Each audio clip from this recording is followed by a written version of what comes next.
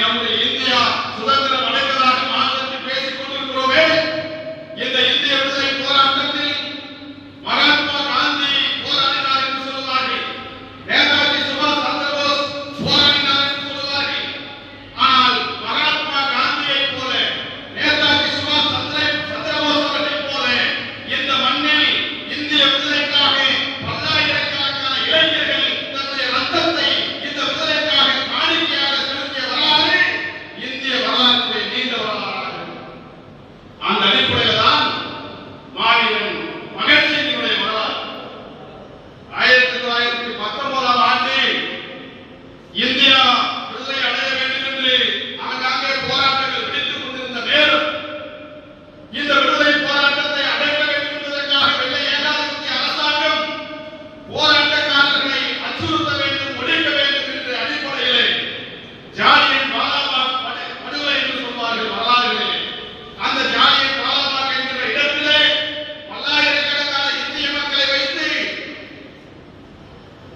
ஒரு வெறித்தனமான ஒரு தாக்குதல் வேட்டை, துப்பாக்கி சூளை நடத்தி 100க்கும் மேற்பட்டவர்கள் 400க்கும் மேற்பட்டவர்கள் ஒரே இடத்தில் வெள்ளை ஏகாதிபத்திய சர்க்கார் கொலை செய்தார்கள். அந்த ரத்தங்கள் ஆறாக ஓடிய இடம் ஜாலியன் வாலாபாக் என்கிற இடம். அதனால்தான் ஜாலியன் வாலாபாக் என்கிற இடத்திலே விடுதலை போராட்டத்தை ஒழிப்பதற்காக பல்லாயிரக்கணக்கானவர்களை திரட்டி ஆயிரக்கணக்கானவர்களை கொலை செய்த அந்த வெள்ளை ஏகாதிபத்திய அரசுக்கு எதிராக அன்றைக்கு 12 வயதே நிரம்பிய பள்ளி மாணவனாக இருந்த பகத்சிங் அங்கே ஜாலியன் வாலாபாக் என்ற இடத்திற்கு செல்லுகிறான். அந்த ரத்தம் தோய்ந்த அந்த மண்ணை கையிலே அள்ளிக்கொண்டு பையிலே வைத்துக் கொண்டு ஒரு முடிச்சை அவன் அந்த மண்ணை எடுத்துக்கொண்டு ஒரு முடிச்சை சூட்டிக்கொண்டு தான் வணங்குகிற இடத்தில் அந்த மண்ணை வைத்து பாதுகாத்து வருகிறான். அப்பொழுது அவருக்கு வயது 12 வயது. 12 வயதில் பள்ளி பருவத்தில் பள்ளிக்கூடம் போகிற போது இந்த படுகொலையை பார்க்கிறான். இந்த படுகொலையிலே ரத்தம் சொட்ட சொட்ட இந்திய மக்கள் சாகடிக்க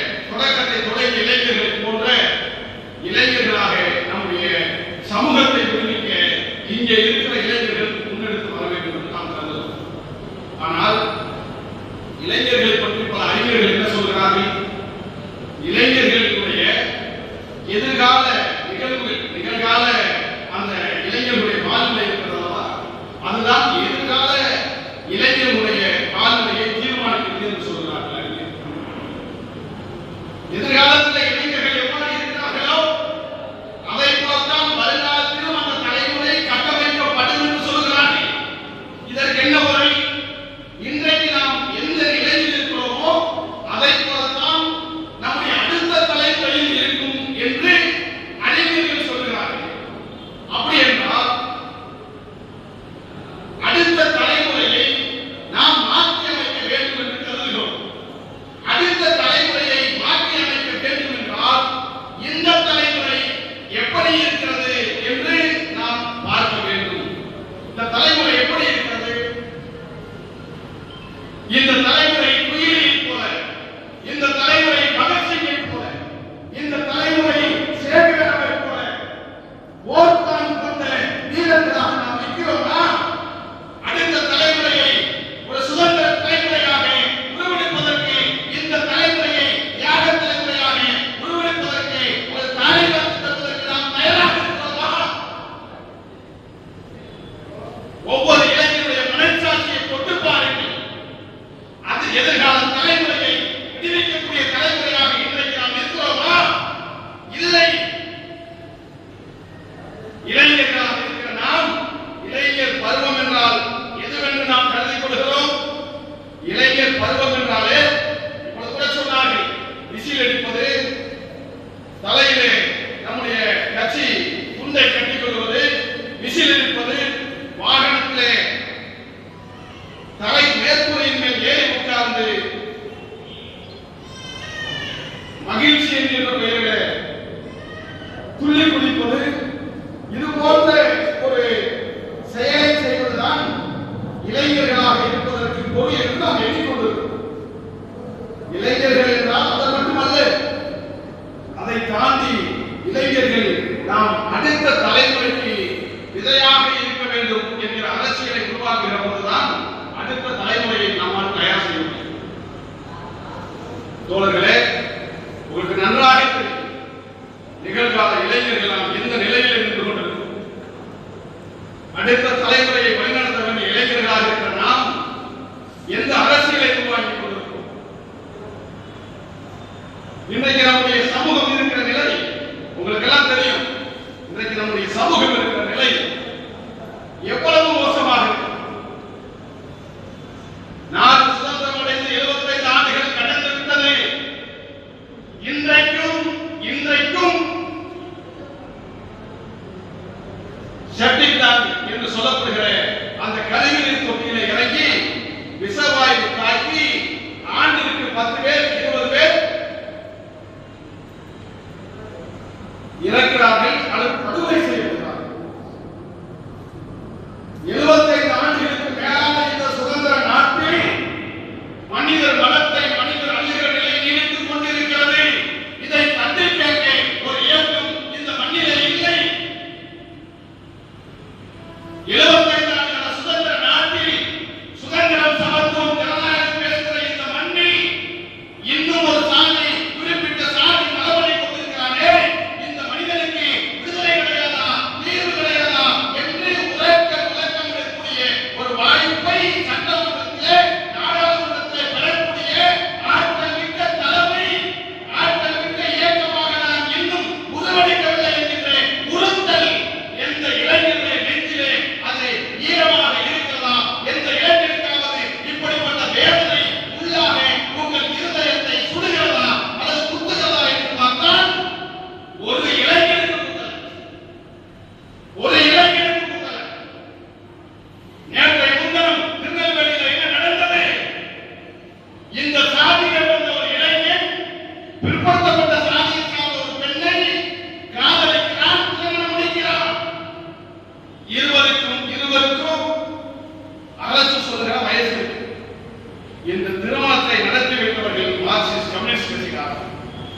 நடத்தி வைப்பதற்காக மார்க்சிஸ்ட் கம்யூனிஸ்ட் கட்சியுடைய அலுவலகம் சூறையாடப்பட்டிருக்கிறது. மார்க்சிஸ்ட் கம்யூனிஸ்ட் கட்சியினுடைய அலுவலகம் சூறையாடப்பட்டிருக்கிறது என்றால் முதலில் பொறுப்பிருந்திருக்க வேண்டியது யார்? முதலில் பொறுத்து எழுந்திருக்க வேண்டியது தமிழ் புலிகள் தான், மார்க்சிஸ்ட் கம்யூனிஸ்ட் கட்சி அல்ல. இடித்தது மார்க்சிஸ்ட் கம்யூனிஸ்ட் கட்சியை அல்ல, இடித்தது தமிழ் புலிகளுடைய அந்த கொள்கை கோட்டையை அந்த சாதி வீரர்கள் தகர்த்திருக்கிறார்கள், இடித்திருக்கிறார்கள் என்ற இளைஞர்களுக்காவது கோபம் வந்திருக்கிறதா?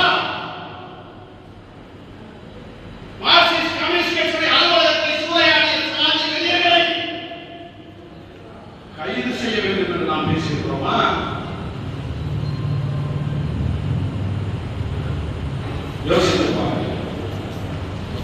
இவையெல்லாம் நமக்கு இருக்கிற சவாலாக இருக்கிறது. நாம் என்ன செய்து கொண்டிருக்கிறோம்? எந்த நோக்கத்திற்காக நாம் அமைப்பாக திரண்டிருக்கிறோம்? எந்த நோக்கத்திற்காக நாம் களம் அமைத்துக் கொண்டு செயல்பட்டுக் கொண்டிருக்கிறோம்?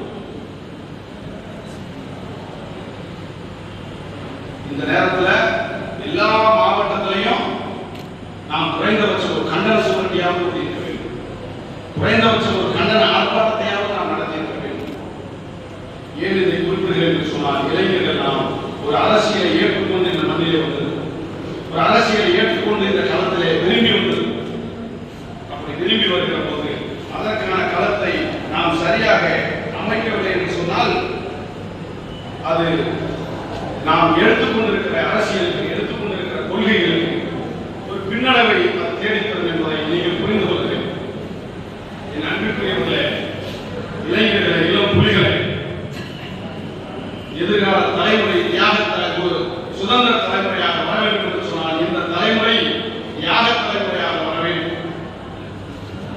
நம்முடைய இளைஞர்கள் சின்ன சின்ன இன்பங்களிலே தன்னை ஈடுபடுத்திக் கொள்வதை விட கொள்கை கோட்பாடுகளிலே நம்மை ஈடுபடுத்திக் கொள்ள வேண்டும். அப்படிப்பட்ட ஒரு அரசியலை நாம் இங்கே கட்டி அமைக்கவில்லை என்று சொன்னால் மிக மோசமான நிலைக்கு நாம் தள்ளப்பட்டிருக்கிறோம். எனவேதான் நான் தோழர்களே மீண்டும் சொல்ல கடமைப்பட்டிருக்கிறேன். அடுத்த தலைமுறையை நேர் செய்யக்கூடிய இந்த தலைமுறை நல்ல ஒரு அரசியலை, நல்ல ஒரு தத்துவத்தை, நல்ல ஒரு கோட்பாட்டை நீங்கள் தேர்வு செய்து பயணிக்க வேண்டும். அந்த தத்துவம் தான், அந்த கோட்பாடு தான் நம்முடைய கட்சி முன்வைக்கிற சாதி ஒழிப்பு. அந்த சாதி ஒழிப்பை மிக நேர்த்தியாக தத்துவார்த்த ரீதியாக வழிநடத்திய தலைவர்களாகத்தான் புரட்சியாளர் அம்பேத்கர் அவர்களையும், தந்தை பெரியார் அவர்களையும், கார்ல் மார்க்ஸ் அவர்களையும் நாம் இங்கே முன்னிறுத்திக் கொண்டிருக்கிறோம். எனவே சாதி ஒழிப்பு கல தத்துவத்தை நமக்கு போதித்த அம்பேத்கர் அவர்களையும், பெரியார் அவர்களையும், கார்ல் மார்க்ஸ் அவர்களையும், அவர்கள் எடுத்து வைத்த அந்த கருத்துக்களையும் நாம் சரியாக பின்பற்றி வழிநடந்தால் மட்டும்தான் நாம் அடுத்த தலைமுறைக்கு சரியான தலைவர்களாக உருவாக்க முடியும். என் அன்பிற்குரியவர்களே, மிக மிக சாதாரணமான செய்தி தான். இளைஞர்கள் நாம் கட்டுடல், நான் கூட சொல்றேன், உடல் வலிமை, திடகாத்தமான உடம்பு, அது மட்டுமே இளைஞர்களுக்கான அடையாளம் கிடையாது. ஒரு ஆரோக்கியமான அறிவியல் வழிபட்ட ஒரு அரசியலை எந்த இளைஞன் ஏற்றுக்கொண்டிருக்கிறானோ, எந்த இளைஞன் அந்த அரசியல் வழியிலே பயணிக்கிறானோ, அதுதான் ஆரோக்கியமான அழகான இளைஞனுக்கு அடையாளம். ஏனென்றால் இங்கே ஒரு செய்தி கற்பிக்கப்பட்டிருக்கிறது. நாம் இங்கே ஒரு அரசியலை நீங்கள் முன்னெடுக்க வேண்டும் என்று சொல்லுகிறோம். ஆனால் அந்த அரசியலுக்கு மாற்றாக இங்கே வேறொரு அரசியல் கற்பிக்கப்பட்டிருக்கிறது. என்ன அரசியல்? மாணவர்களா, நீங்க படிங்க, உங்களுக்கு அரசியல் தேவையில்லை. பெண்களா, வீட்டில் நீங்க சமைங்க, உங்களுக்கு அரசியல் தேவையில்லை. தொழிலாளர்களா, நீங்கள் தொழிற்சாலைகளிலே ஈடுபடுங்கள், பணி செய்யுங்கள், உங்களுக்கு அரசியல் தேவையில்லை. நீங்க மாணவர்களா, படிக்க வேண்டும். பெண்களா, வீட்டில் சமைக்க வேண்டும். தொழிலாளர்களா, உழைத்து ஓடாய் தேய வேண்டும். இந்த வர்க்கத்தை சார்ந்த யாரும் அரசியல் பேசக்கூடாது, அது பேச வேண்டியதில்லை என்று சொல்லி ஒரு அரசியலை தொழிலாளர்கள் மத்தியில இருந்து அப்புறப்படுத்தி, பெண்கள் மத்தியில இருந்து அப்புறப்படுத்தி, மாணவர்கள் மத்தியில இருந்து அப்புறப்படுத்தி, இளைஞர்கள் மத்தியில இருந்து அப்புறப்படுத்தி, ஒட்டுமொத்தமாக ஒரு அரசியலில் இருந்தே நாம் அப்புறப்பட்டுக் கொண்டிருக்கிறோம். அரசியலில் இருந்தே நாம் அனாதையாக்கப்பட்டிருக்கிறோம். இந்த அரசியல்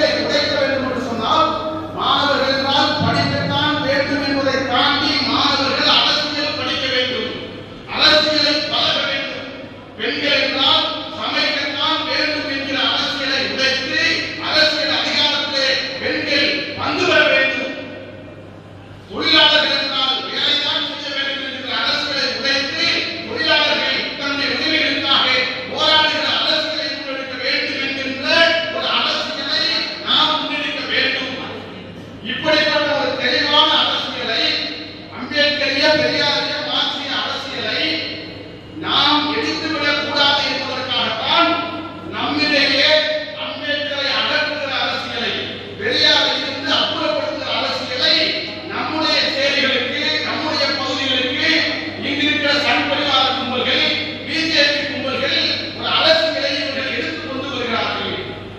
அந்த அரசியலை எடுத்துக்கொண்டு வருகிற போது இவர்கள் அம்பேத்கரை பற்றி, பெரியாரை பற்றி சிந்தித்துவிடக் கூடாது என்பதற்காக போதை கலாச்சாரங்களை நம்முடைய வீதிகளிலே பரப்புகிறார்கள். மது கலாச்சாரத்தை திட்டமிட்டு நம்முடைய வீதிகளுக்கு பக்கத்திலே மதுபான கூடங்களை அமைத்து நம்முடைய இளைஞர்களை மதுபானத்திற்கு அடிமைப்படுத்தக்கூடிய ஒரு நிலையை திட்டமிட்டே இங்கே உருவாக்குகிறார்கள். இளைஞர்கள் போதை வழியிலே தடமாறி போக வேண்டும். ஒருவேளை அவன் அரசியலுக்கு வர வேண்டும் என்று சொன்னால் அம்பேத்கர் பெரியார் அரசியலுக்கு மாற்றாக சங் பரிவார அரசியலை ஏற்றுக்கொண்டு அவன் பகுத்தறிவுக்கு எதிராக செயல்படக்கூடியவனாக இருக்க வேண்டும் என்கிற ஒரு அரசியலை இங்கு இருக்கிற சனாதன கும்பல்கள் திட்டமிட்டே நம்முடைய இளைஞர்கள் மத்தியிலே பரப்பி கொண்டிருக்கிறார்கள். அதை மகிழ்ச்சி என்கின்ற பெயரிலே, களியாட்டம் என்கின்ற பெயரிலே நம்முடைய இளைஞர்களும் அது போன்ற ஒரு கெட்ட பழக்கத்திற்கு ஆளாகி அரசியல் ரீதியாக சிந்திப்பதை குறைத்துக் கொண்டு, அரசியல் என்று சொன்னால் நாளைக்கு மாநாடு போடுவார், அப்ப போகணும். அவர் ஆர்ப்பாட்டம் வைப்பார், அப்ப போனா போதும். அவர் ஒரு நிகழ்ச்சி கூப்பிடுவார், அப்ப போனா போதும் என்று சொல்லி பிற நேரங்களில் அரசியல் பற்றி சிந்திக்காமல் நாம் நின்று கொண்டிருக்கிற யதார்த்தத்தை புரிந்து கொள்ள வேண்டும். இந்த யதார்த்த நிலைகளில் இருந்து நாம் மாறுபட வேண்டும். இந்த யதார்த்த நிலைகளில் இருந்து நாம் மாறுபடுகிற போதுதான் ஒரு புதிய அரசியலை நம்மால் உருவாக்க முடியும். எனவே என் அன்புக்குரிய இளைஞர்களை, மாவீரன் சேகராவுடைய பிறந்த நாளிலே நாம் எடுத்துச் சொல்லக்கூடிய, அதை எடுத்துக் கொள்ள வேண்டிய ஒரு செய்தியாக நாம் எதை பார்க்க வேண்டும் என்று சொன்னால், நான் தொடக்கத்திலேயே சொன்னதைப் போல இந்த தலைமுறை, இந்த இளைய தலைமுறை மதுவிற்கு அடிமையாகத்தான் இருக்கும் என்று சொன்னால், அடுத்த தலைமுறையும் மதுவிற்கு அடிமையான தலைமுறையாகத்தான் அது உருவாகும். இந்த தலைமுறை போதை கலாச்சாரத்திற்கு அடிமையாகத்தான் இருக்கும் என்கிற ஒரு நிலை இருக்கிறது என்று சொன்னால், அடுத்த தலைமுறையும் போதை கலாச்சாரத்தை தொடர்கிற தலைமுறையாகத்தான் இருக்கும். இந்த தலைமுறை அம்பேத்கரை படிக்கிற தலைமுறையாக மாறினால், அடுத்த தலைமுறை புரட்சிக்கான பாதையிலே பயணிக்கக்கூடிய தலைமுறையாக அது மாறும். இந்த தலைமுறையிலே பெரியாரை ஏற்றுக்கொண்டிருக்கிற, கோட்பாட்டை உருவாக்கி கொண்டிருக்கிற தலைமுறையாக நாம் மாறினால், அடுத்த தலைமுறை பெரியார் அம்பேத்கருடைய சித்தாந்தத்தை நடைமுறைப்படுத்தக்கூடிய தலைமுறையாக உருவெடுப்பார்கள், மாறிவிடுவார்கள். எனவேதான் நாம் எதை விதைக்கிறோமோ அதைத்தான் பயிரிடும். இங்க நாம் எல்லாருமே தமிழ் புலிகள் கட்சியில் இருக்கோம், எல்லாருமே இளம் புலிகள் கட்சியில் இருக்கோம், தமிழ் புலிகள் கட்சியில் இருக்கிறோம், இளம் புலிகள் அணியில் இருக்கோம். அப்படி இருந்துட்டாலே இந்த சமுதாயம் மாற்றத்தை நோக்கி வந்துருமா, புரட்சியை நோக்கி நகர்ந்துமா அப்படின்னா நாம் தமிழ் புலிகளாக இணைத்துக் கொண்டாலும், இளம் புலிகளாக இணைத்துக் கொண்டாலும், இந்த மக்களுடைய விடுதலைக்காக நாம் எந்த செயலை செய்கிறோம், அந்த செயல் எப்படிப்பட்ட சிந்தனைகளை செய்கிறோம் என்பது மிக மிக முக்கியமான அமைப்பாய் தன்னை இணைத்துக் கொண்டால் மாத்திரம் விடுதலை கிடைத்துள்ளார்.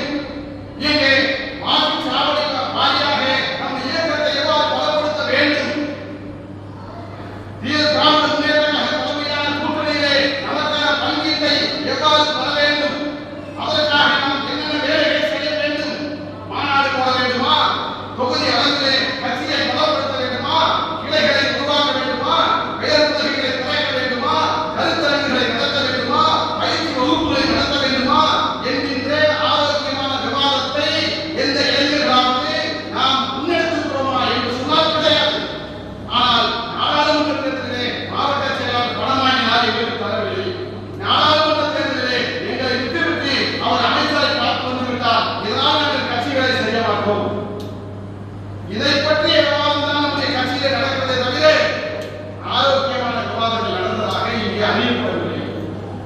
இன்றைக்கு நாம் நம்முடைய பெயர் யாருக்கு மேலே இருக்கிறது யாருக்கு கீழே இருக்கிறது என்றுதான் நாம் பார்க்கிறோம். அவர் என்ன பொறுப்பு இருக்கிறாரோ அவருக்கு நிகரான பொறுப்பு எனக்கு தாங்க அப்படிங்கிற விவாதத்தை தான் ஏற்படுத்தியிருக்கிறோம். ஆனால் இந்த கட்சியை வலுவாக தன்னுடைய மாவட்டத்திலே தன்னுடைய தொகுதியிலே தன்னுடைய ஒன்றியத்திலே எவ்வாறு வலுவாக முன்னெடுக்க வேண்டும் என்கின்ற ஆரோக்கியமான விவாதத்தை நாம் இன்னும் விவாதிக்கவே இல்லை. என் அன்பிற்குரியவர்களே, வரக்கூடிய நாடாளுமன்ற தேர்தலிலே பிஜேபி இன்னும் தன்னுடைய அடுத்த பாய்ச்சலுக்கு தயாராகி கொண்டிருக்கிறது. நாம் தன்னுடைய அடுத்த பாய்ச்சலுக்கு தயாராகி கொண்டிருக்கிறார்கள். நம்முடைய கொள்கை பகையவர்களாக இருப்பவர்கள் வலுவாக இங்கே தன்னுடைய இயக்கத்தை கட்டியமைத்துக் கொண்டு முன்னேறுகிற போது அது நம்முடைய கொள்கை சித்தாந்தத்திற்கு நேரடியாக அங்கே களத்திலே நாம் ஏற்றுக்கொண்டிருக்கிற அம்பேத்கரின் பெரியாரின் மார்க்சிய கோட்பாட்டுக்கு எதிராக பாரதிய ஜனதா கட்சி மிக வலுவாக வளர்ந்திருக்கிறது என்று சொன்னால் அம்பேத்கரியத்திற்கு ஆபத்து, பெரியாரியத்திற்கு ஆபத்து. அம்பேத்கரியத்திற்கும் பெரியாரியத்திற்கும் ஆபத்து என்று சொன்னால் நீண்ட நம்முடைய மக்களுக்கு அது பேர் ஆபத்தாக முடிந்துவிடும். எனவேதான் இப்படிப்பட்ட ஒரு அரசியலை அது இளம்புலிகளாக இருக்கலாம் தமிழ்மொழிகளாக இருக்கலாம் என்று ஒன்றுதான் எல்லோருக்குமே இந்த செய்தியை கொண்டு போய் சேர்க்க வேண்டும். இளம்புலிகளாக இருக்கிற இளம்புலிகளினுடைய மாவட்ட செயலாளர்களுக்கு கொண்டு போய் சேர்க்க வேண்டும். கட்சியிலே இருக்கிற மாவட்ட செயலாளர்களுக்கு கொண்டு போய் சேர்க்க வேண்டும் என்கின்ற நோக்கத்தோடு இந்த கருத்தரங்கத்தை நாம் இங்கே ஏற்பாடு செய்தோம். எனவே அந்த அடிப்படையில் நாம் இன்னும் வலுவாக நம்முடைய கொள்கைகளை முன்னெடுத்து செல்ல வேண்டிய தேவை இருக்கிறது. அந்த கொள்கைக்கு எடுத்துச் செல்கிற அந்த நடைமுறைக்கு நாம் அடித்தளமாகத்தான் சேகுவரா போன்ற, பகத்சிங் போன்ற, பிரபாகரன் போன்ற, குயிலி போன்ற தலைவர்களை நாம் இங்கே நம்முடைய அரசியல் வழி சித்தாந்த வழியாக நாம் பின்பற்ற வேண்டிய கடமை இருக்கிறது. அந்த அடிப்படையிலே நாம் ஏற்றுக்கொண்டிருக்கிற இந்த சாதி ஒழிப்பு களத்திற்கு இளைஞர்களுடைய பங்கு மிக மிக முக்கியமானது. அவருடைய தேவை மிக மிக முக்கியமானது. அப்படிப்பட்ட இளைஞர்கள் அந்த சாதி ஒழிப்பு களத்திற்கு நம்மை தயார்படுத்திக் கொள்ளுங்கள். இளைஞர்களே, நான் மீண்டும் சொல்கிறேன், ஒரு கவிஞன் சொல்லுவார், என்ன என்றால் என்ன செஞ்சாலும் முடியல, நாங்க என்ன சொன்னாலும் கேட்க மாட்டேங்கிறாங்க, நாங்க என்ன பேசினாலும் இந்த மக்களை திரட்டவே முடியல, இந்த மக்கள் அமைப்பாகவே மாட்டேங்கிறாங்க, இங்க இருக்கிற களம் வேற அங்க இருக்கிற களம் வேற, இவங்களையெல்லாம் அவ்வளவு சீக்கிரமா அமைப்பாக்கிட முடியாது என்கின்ற புலம்பல் சத்தம் தான் நமக்கு கேட்டுட்டே இருக்க ஒழிய ஏன் அமைப்பாக்க முடியவில்லை என்கின்ற எந்த விவாதத்தையாவது நாம் ஏற்பாடு அல்லது எந்த விவாதத்தையாவது நாம் முன்னெடுத்திருக்கிறோமா என்று சொன்னால் அதுதான் இன்னைக்கு இங்க கிடையாது. இந்த அன்பிற்குரியவர்களே அழகாக சொல்வாங்க, ஏன் முடியல, ஏன் மக்கள் அமைப்பா திரட்ட முடியல, ஏன் நம்ம பேசுற கேட்க மாட்டேங்கிறான். பல வரலாற்று நிறைய செய்தி சொல்லுவாங்க, ரெண்டே செய்தி தான். இப்போ இந்த வீணை வாசிக்கிறதுன்னு சொல்லுவாங்க, வீணை வாசிக்கிறதுன்னு சொல்லுவாங்க. இப்போ ஒருவர் ஒரு வீணையை வாசிக்க வேண்டும் என்று அவர் நினைக்கிறார். அப்படி வச்சிருக்கேன், நான் இந்த வீணையை வாசிக்கணும் அப்படின்னு அவர் நினைக்கிறார். ஆனா வீணையை வாசிக்கணும்னு ஆசைப்படுறாரு. ஆனா வீணையை வாசி பார்க்கிறாரு, அந்த வீணையை அவரால் வாசிக்கவே முடியல, சரியான இசை வெளிப்படுத்த முடியல. ஒரு வீணையை வாசிக்க வேண்டும் என்று நமக்கு ஆசை இருக்கிறது, எண்ணம் இருக்கிறது, ஆனால் அந்த வீணையை வாசிக்க நம்மால் முடியவில்லை. அப்ப நம்ம பழைய வீணை மேல போட முடியுமா? இல்ல வீணை சரியில்லை அதனாலதான் வாசிக்க முடியும்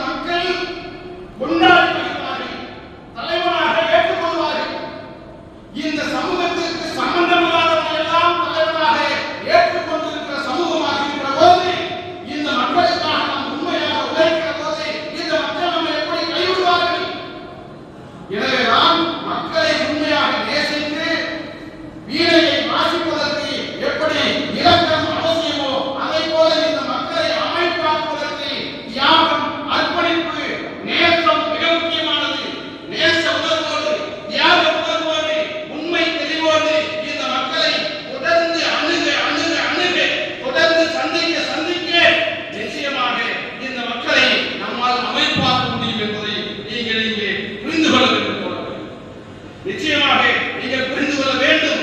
ஏனென்றால் இது மிக மிக முக்கியமான ஒன்று.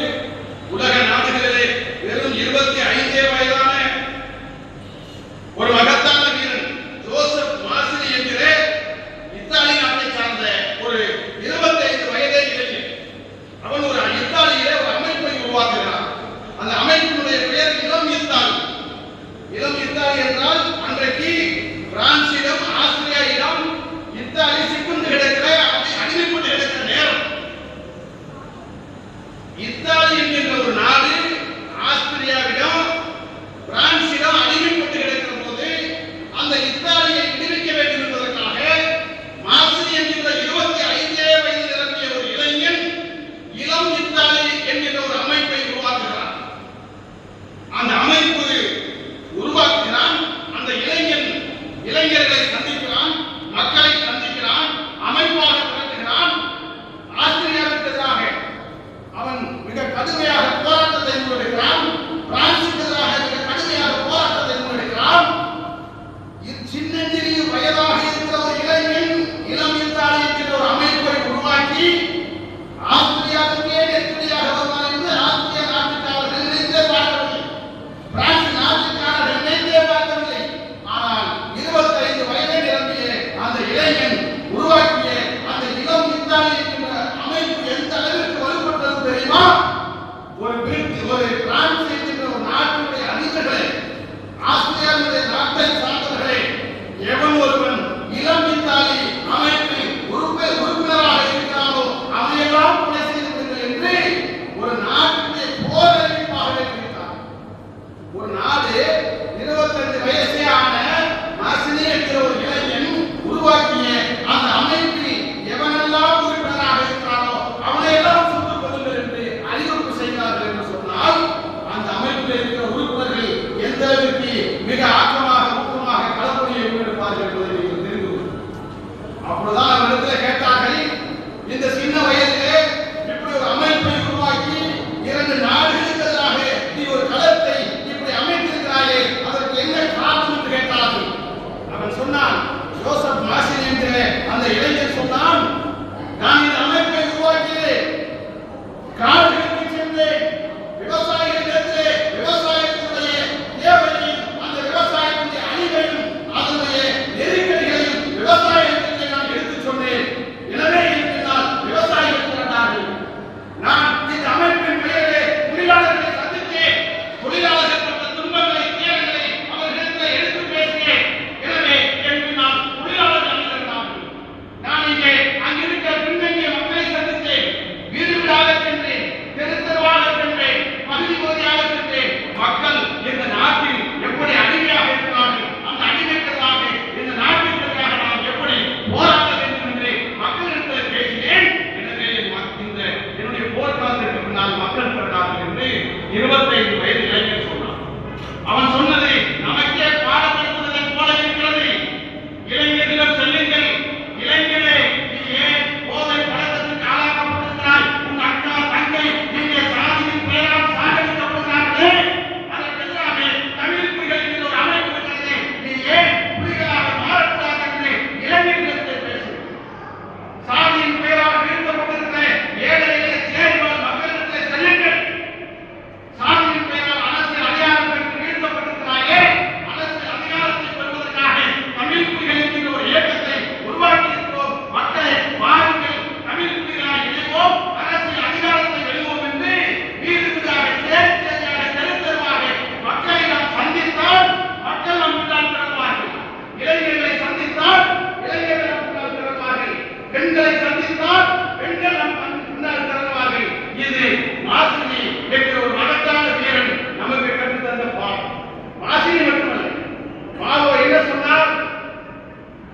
விவசாயிகளை சந்தித்தார், வீதி வீதியாக சென்றார். மாவோவின் நெடுப்பயணம் என்கிற ஒரு பயணத்தை தொடர்ந்து மக்களை சந்திக்க மாவோ ஒரு புரட்சிகர அரசியலை இங்கே படைத்து அதுபோலத்தான் செய்கிறார். இப்படி உலக வரலாற்றில் மக்களை அமைப்பாய் திரட்டி ஒரு படை திரட்டி ஆதிக்கத்திற்கு எதிராக போராடி வென்றவர்கள்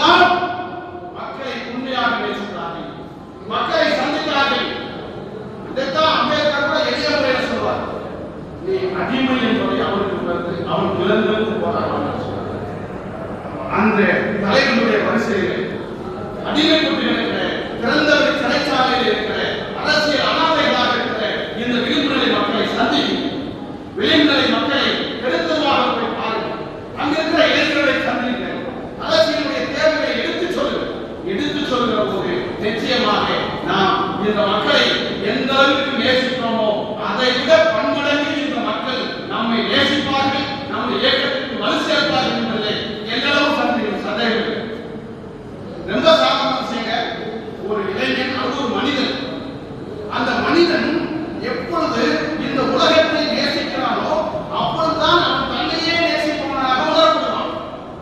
ஒரு மனிதன் இந்த மக்களை எப்போது நேசிக்கிறானோ, அடுத்தவனை எப்போது நேசிக்கிறானோ அப்போதுதான் தன்னையே நேசிப்பதாக பொருள்படும். அடுத்தவனை பற்றி கவலைப்படாமல் இருக்கிறவன் தன்னை பற்றியே கவலைப்பட மாட்டான். அடுத்தவனுக்காக போராடாதவன் தனக்காகவும் போராட மாட்டான். அடுத்தவன் பிரச்சனைக்காக தலை கொடுக்காதவன் தான் பிரச்சனைக்கு தலை காட்ட மாட்டான். எனவே நாம் எந்த அளவிற்கு அடுத்தவர்களை நேசிக்கிறோம், எந்த அளவிற்கு இந்த மக்களை நேசிக்கிறோம், அந்த அளவிற்கு நாம் நம்மையும் நேசிப்போம். ஒன்றுல சாதாரண ஏன் ஒரு இளைஞன் குடிச்சிட்டு திரிகிறான், ஏன் ஒரு இளைஞன் சிகரெட் அடிச்சிட்டு திரிகிறான், ஏன் ஒரு இளைஞன் குடிபோதையில அல்லது கெட்ட பழக்கத்தில் திரிகிறான் அப்படின்னா அவனுக்கு எதை பத்தியுமே கவலை இல்லை. அந்த ஊரை பத்தி கவலை இல்லை, அந்த ஊர்ல வாழ்ற மக்களை பத்தி கவலை இல்லை, அதனால அவன் தன்னை பத்தியும் கவலை இல்லை. அதான் சொன்னேன், அடுத்தவனை நேசிக்கிற போதுதான் தன் மீதும் நேசம் வரும். அந்த அடிப்படையிலே உலக வரலாற்றில் இடம் பெற்ற தலைவர்கள் எல்லாம் மக்களை நேசித்திருக்கிறார்கள். எனவே மக்கள் எல்லாம் அந்த தலைவர்களுக்கு முன்னால் அணிதிரண்டிருக்கிறார்கள். எனவேதான் அந்த தலைவர்கள் வரலாற்று சாதனை படைக்க முடிந்திருக்கிறது. எனவே இந்த அரசியலை 2026 சட்டமன்ற தேர்தலுக்காக நாம் வீடு வீடாக சேரியாக மக்களை சந்திப்போம். அரசியல் அதிகாரத்தை முன்னெடுப்பதற்கான ஒரு இளம் படையை உருவாக்குவதற்கான அடித்தளத்தை தம்பி திருவள்ளுவர் அவர்களும் தம்பி செந்தில் அவர்களும் என்ற கரு